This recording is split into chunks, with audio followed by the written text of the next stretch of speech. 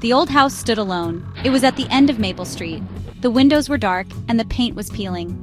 A shiver ran down my spine. This house was creepy. I had just moved in with my family. We came from the city. Everything here felt different. The air was still. The silence was broken only by the creaking of the house.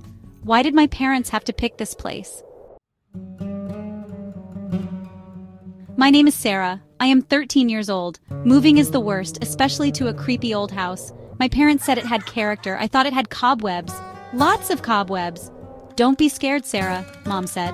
But her voice shook a little. I knew she felt it too. The strangeness of this house. It felt like someone was watching us. Like we were not alone. The first night I heard a noise. It was faint at first, almost like a distant murmur carried by the wind. I tried to ignore it, thinking it was just my imagination playing tricks on me. It was a soft whisper, like someone was just outside my door. The sound grew louder, more insistent, as if it was trying to draw me out of my bed. I got out of bed, my heart pounding in my chest. The floorboards creaked under my feet as I made my way to the door. "Hello?" my voice echoed in the empty hallway. There was no answer. The silence was deafening, and the shadows seemed to dance on the walls, mocking me. The next day, things started to move. It began with small things, like a book shifting slightly on the shelf, or a chair that wasn't where I left it. I could have sworn I put my backpack on the chair. I distinctly remember placing it there before I went to bed. Now it was on the floor. It was as if some unseen force had decided to play a cruel joke on me. A picture on the wall suddenly fell. The glass shattered, sending shards flying across the room. I stood there, frozen in fear. My heart pounded in my chest. This house was haunted. I knew it.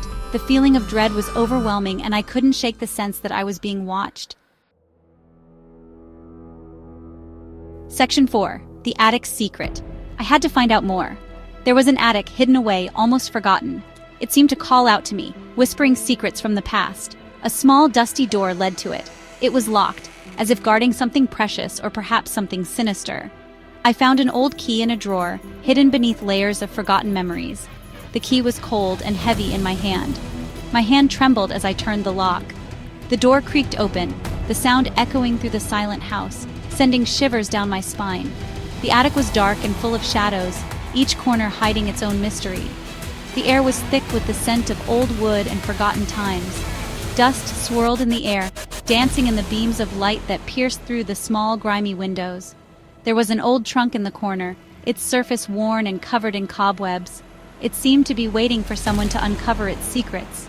I walked towards it, each step echoing in the silence. My heart pounded with anticipation. What was inside? I had to know.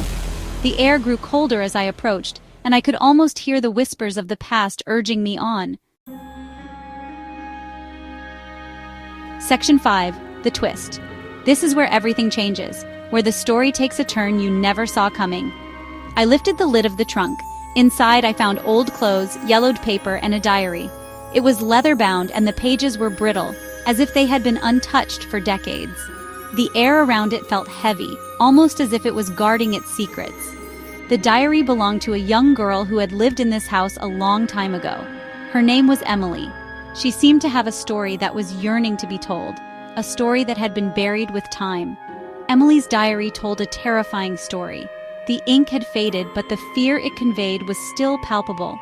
The illustrations were eerie, almost as if they were drawn in a state of panic. A story of a family secret, a secret so dark and twisted that it had to be hidden away, never to be spoken of again.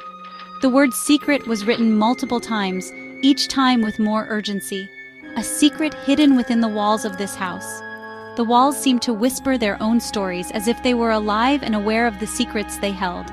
A secret that Emily swore would never be revealed. Her handwriting grew more determined, almost desperate, as if she was trying to protect something or someone. But someone or something didn't want this secret to stay buried. The flickering candlelight cast eerie shadows, and I felt a presence, as if I was not alone. As I turned the page, I felt a cold breath on my neck. It was as if the very air around me had turned to ice, and I could sense a shadowy figure looming behind me.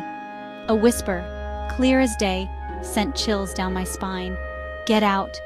The words echoed in my mind, and I knew that this was no ordinary diary.